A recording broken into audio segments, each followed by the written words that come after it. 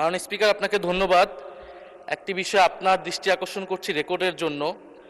আমাদের মাননীয় প্রতিমন্ত্রী জনাব মীর শাহে আলম ওনার আগের বক্তব্য দিতে গিয়ে আমার সম্পর্কে একটি তথ্য দিয়েছিলেন, যেই তথ্যটি অসত্য। মাননীয় স্পিকার, উনি ওনার বক্তব্যে বলেছিলেন যে আমাদের মাননীয় একজন সংসদ সদস্য ইশরাক হোসেন উনি একটি দাবিতে আন্দোলন চালিয়েছিলেন গত অন্তর্বর্তী সরকারের সময়।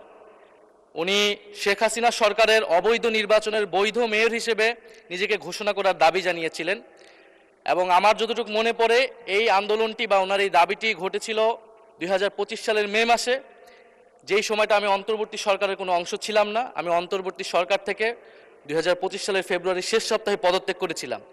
ফলে ওনার এই অসত্য তথ্যটিকে সংশোধন করার অনুরোধ রইল। মাননীয় স্পিকার, এই জন্য আপনার দৃষ্টি আকর্ষণ করছি, এটা খুব বেশি দিন আগের ঘটনা নয়। কারণ ওই আন্দোলনের পরে ওনার মনে থাকার কথা, উনি যেই ট্রফির কথা বলেছিলেন, ওই আন্দোলনের পরে অন্তর্বর্তী সরকারের প্রধান ডক্টর মোহাম্মদ ইউনূস লন্ডন বৈঠকে গিয়ে মাননীয় সংসদ নেতার কাছে সেই ট্রফিটি দিয়ে এসেছিলেন।